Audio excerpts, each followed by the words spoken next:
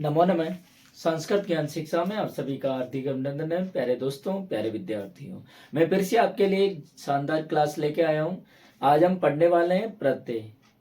प्रत्यय में हम बात करेंगे पहले कि प्रत्यय की परिभाषा क्या होगी। तो प्रत्यय की परिभाषा विद्यार्थियों क्या होगी कि धातु या शब्दों के बाद में जुड़ने वाले जो शब्दांश है वो क्या कहलाते हैं, प्रत्यय कहलाते हैं। यानी प्रत्ययों के बाद हम कह सकते हैं इसको विद्यार्थियों कि धातु या शब्दों के बाद में होने वाले वर्ण या वर्ण समूह जो अर्थ को परिवर्तित करने का सामर्थ्य रखते हैं उसे हम क्या कहते हैं, प्रत्यय कहते हैं, अर्थात वो प्रत्यय कहलाते हैं। हम यदि सीधी सी जो बात याद में रखें दोस्तों, तो वो हम ये रख सकते हैं कि प्रत्ययों का प्रयोग शब्द या धातु के बाद किया जाता है। यानी जो प्रत्यय होते हैं उनका प्रयोग शब्द या धातु के बाद में किया जाता है। उपसर्ग पहले होते हैं और प्रत्यय बाद में होते हैं। अब यदि हम बात करें कि प्रत्यय 3 प्रकार के होते हैं। प्यारे दोस्तों, प्यारे विद्यार्थियों, प्रत्यय कितने प्रकार के होते हैं? 3 प्रकार के होते हैं। एक तो कृत प्रत्यय, एक तद्धित और एक स्त्री प्रत्यय। अब हम बात करते हैं कि कृत प्रत्यय किससे कहते हैं। कृत प्रत्यय विद्यार्थियों उसे कहते हैं जो क्रिया के साथ में जुड़ते हैं। यानी क्रिया के साथ में जुड़ने वाले जो प्रत्यय हैं वो क्या कहलाते हैं, कृत प्रत्यय कहलाते हैं, अर्थात कृदंत कहलाते हैं। कृत प्रत्यय में विद्यार्थियों कत पढ़ेंगे, कत्वतु, कत्वा, ल्यप, तुमुन, तव्यत, अनियर, सत्री, सानच, कितिन, ल्युट, त्रच। और अब बात करते हैं हम तद्धित प्रत्यय। तो मैंने आपको बताया कि कृत प्रत्यय तो किससे जुड़ते हैं, धातुओं से जुड़ते हैं, और तद्धित प्रत्यय शब्दों के साथ जुड़ते हैं। यानी शब्दों के साथ जुड़ने वाले जो प्रत्यय हैं वो तद्धित प्रत्यय कहलाते हैं, और क्रिया के साथ जुड़ने वाले प्रत्यय क्या कहलाते हैं, कृत प्रत्यय कहलाते हैं।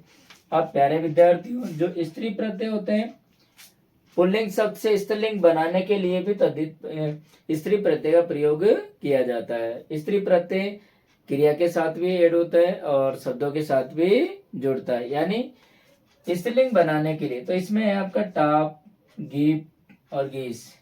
तद्धित में यदि हम बात करते हैं तो मतुप है, तल है, त्व है, तरप है, तमप है और ठक यानी एक प्रत्यय। प्यारे विद्यार्थियों, आपको याद ये रखना है कि प्रतीयते विधीयते इति प्रत्यय। यानी हम बात करें धातु या शब्दों के साथ, धातु या शब्दों के बाद में जो वर्ण या वर्ण समूह जुड़ करके उसके अर्थ में परिवर्तन, यानी उसके अर्थ में परिवर्तन करने का सामर्थ्य रखते हैं, उसे हम क्या कहते हैं, प्रत्यय कहते हैं, अर्थात वो क्या कहलाते हैं, प्रत्यय कहलाते हैं। यदि हम कह सकते हैं कि प्रत्ययों का प्रयोग शब्द या धातु के बाद किया जाता है। प्रत्यय 3 प्रकार के होते हैं, कृत प्रत्यय, तद्धित प्रत्यय और स्त्री प्रत्यय। कृत प्रत्यय धातुओं के साथ जुड़ते हैं और तद्धित प्रत्यय शब्दों के साथ, और जो स्त्री प्रत्यय है वो शब्द और धातु, यानी धातु और शब्द के साथ, या फिर हम कह सकते हैं कि स्त्रीलिंग पुल्लिंग शब्दों से स्त्रीलिंग शब्द बनाने के लिए भी तद्धित स्त्री प्रत्यय का प्रयोग किया जाता है। विद्यार्थियों, मैं आशा करता हूं कि आपके समझ में आया होगा। अब आप स्क्रीनशॉट ले सकते हैं।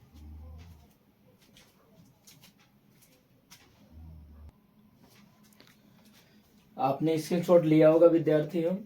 अब हम बात करते हैं, एक एक करके इनको पढ़ेंगे अच्छी तरीके से। पहले हम पढ़ेंगे कृत प्रत्यय। मैंने आपको इसकी डेफिनेशन पहले भी बताई थी और अब भी बता रहा हूँ। कृत प्रत्यय धातुओं के साथ जुड़ने वाले प्रत्यय कृत प्रत्यय कहलाते हैं। यानी जो प्रत्यय धातुओं के साथ जुड़ते हैं वो क्या कहलाते हैं, कृत प्रत्यय कहलाते हैं। जैसे पट प्लस कत तो क्या बनेगा, पठित है। अब हम बात करते हैं कत और कत्वतु, यानी कत और कत्वतु एक साथ पढ़ेंगे, यानी दोनों सेम होते हैं, बस इनमें अलग अलग होता है। जैसे ये दोनों प्रत्यय भूतकालवाचक होते हैं। क्या कालवाचक होते हैं? भूतकालवाचक, यानी जो समय बीत चुका है। कत प्रत्यय में तय शेष रहता है और कत्वतु में तवत शेष रहता है। कत प्रत्यय का प्रयोग कर्मवाच्य और भाववाच्य में किया जाता है, जबकि कत्वतु प्रत्यय का प्रयोग ओनली कर्तृवाच्य में किया जाता है। कत और कत्वतु से बने हुए शब्दों के रूप तीनों लिंगों में चलते हैं। अब हम बात करते हैं कत और कत्वतु। ये दोनों प्रत्यय भूतकाल वाचक होते हैं। इनमें से कत का तय शेष रहता है और कत्वतु का तवत शेष रहता है। कत प्रत्यय का प्रयोग कर्मवाच्य और भाववाच्य में किया जाता है, जबकि इनसे बने भाववाच्य और कर्मवाच्य में किया जाता है। जबकि यहाँ दोस्तों मैंने लिखा नहीं होगा, बाकी कत्वतु प्रत्यय का प्रयोग ओनली किस में किया जाता है? कर्तृवाच्य में किया जाता है। मैं यहाँ लिख देता हूं कि कत्वतु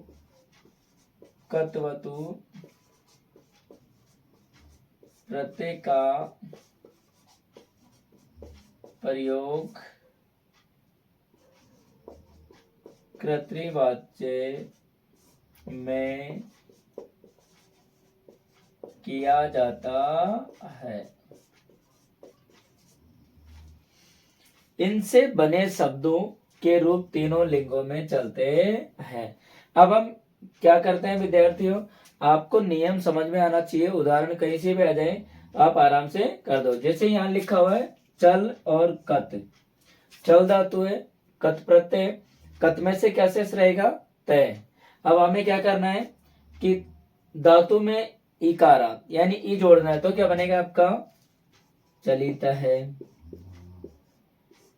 अब यदि प्यारे विद्यार्थियों, यदि हम बात करें कि इसके रूप, आपके क्वेश्चन होगा कि सर बोले इसके रूप कैसे चलेंगे, तो देखिए चलित है पुल्लिंग में, चलितः स्त्रीलिंग में और चलितम नपुंसक लिंग में। इस प्रकार से तीनों लिंगों में चलेंगे। आप बना सकते हैं चलित है, चलितः, चलितम। अब है जैसे हस प्लस कत, तो क्या बनेगा? हसित है। श्रु प्लस कत, तो क्या बनेगा? श्रुत है। वही असित है, असिता, असितम, श्रुत है, श्रुता, श्रुतम। नम का अर्थ होता है नमस्कार में, तो क्या होगा? नतय, नतय, नता, नतम। क्री धातु है और कत प्रत्यय होगा, तो क्या बनेगा प्यारे विद्यार्थियों? कृत है। तो क्या बन जाएगा? कृत है, कृतः, कृतम। धाव धातु में कत प्रत्यय जोड़ेंगे तो क्या बनेगा? धावित। तो क्या बनेगा? धावित, धाविता, धावितम। धावित, धाविता, धावितम। गण धातु है, तो गण धातु में क्या बनेगा विद्यार्थियों? गणित है। गणित है, गणितः, गणितम। पत है, पत का अर्थ होता है गिरने अर्थ में, तो क्या बनेगा? पतित है। पतित है, पतितः, पतितम। रक्ष धातु रक्षा करने के अर्थ में होगी, तो क्या बनेगा? रक्षित है, रक्षित है, रक्षिता, रक्षितम। खेल धातु है, कत प्रत्यय होगा, तो क्या बनेगा?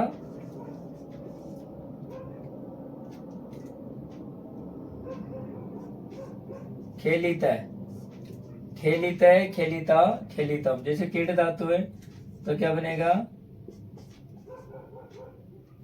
कीड़ित है, कीड़ितः, कीड़ितम। पूज धातु है, तो क्या बनेगा?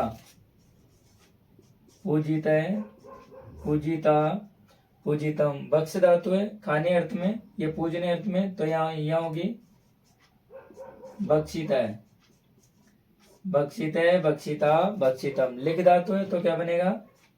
लिखित है।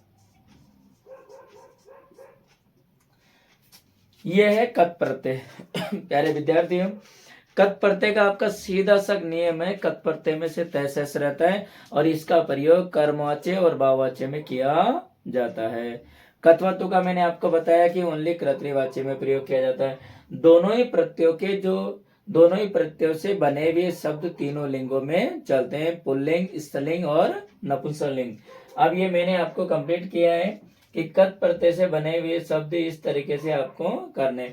अब सेम हम क्या करेंगे, इसी से कत्वतु प्रत्यय ऐड करते हैं। तो देखिए प्यारे दोस्तों कैसे बनेगा इसमें।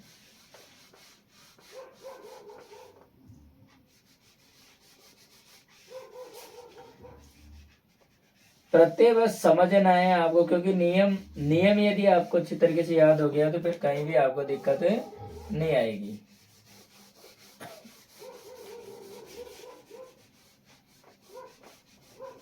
अब देखिए जैसे हमने पहले बनाया कत प्रत्यय, अब हम बनाएंगे कत्वतु प्रत्यय।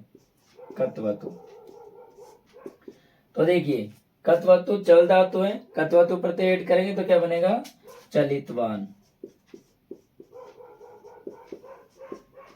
अब इसके भी तीनों लिंगम चलेंगे, चलितवान, चलितवती, चलितवत, चलितवान, चलितवती, चलितवत, इस तरीके से रूप हो जाएंगे इसके। ठीक है, जैसे हस धातु है, हस धातु में वही कत्वतु प्रत्यय ऐड करते हैं तो क्या बनता है,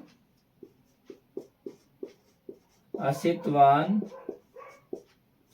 असितवती, असितवत। श्रु धातु है, श्रु धातु में कत्वतु प्रत्यय ऐड करेंगे तो क्या बनेगा, श्रुतवान, श्रुतवती, श्रुतवत।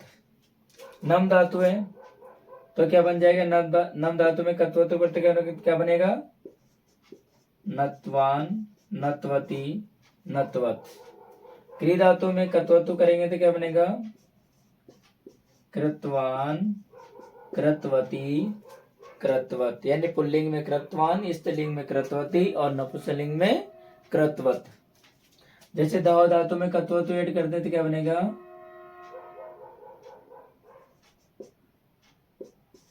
धावीवान, धावितवती, धावितवत।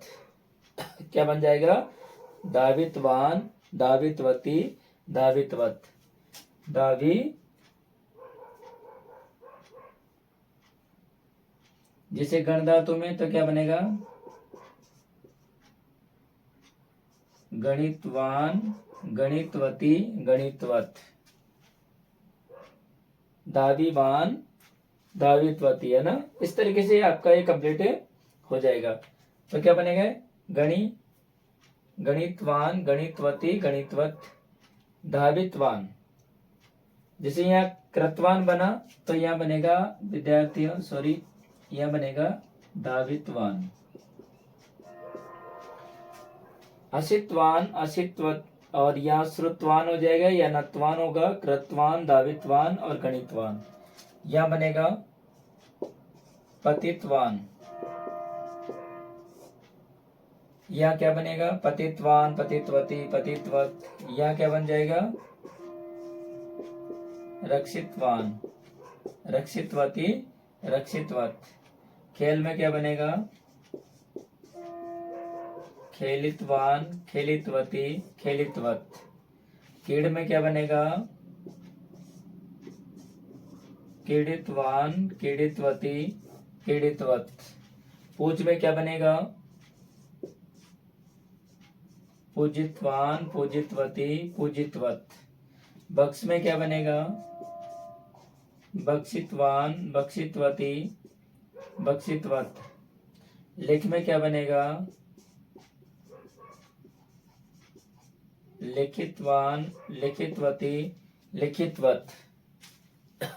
इस तरीके से हमने आज सरल विधि से कत और कत्वतु प्रत्यय कंप्लीट किया। विद्यार्थियों, मैं आशा करता हूं विद्यार्थियों आप सभी के समझ में आया होगा। मिलते हैं विद्यार्थियों अगली क्लास में, अगले वीडियो में। तब तक के लिए जयतु भारतम, जयतु संस्कृतम।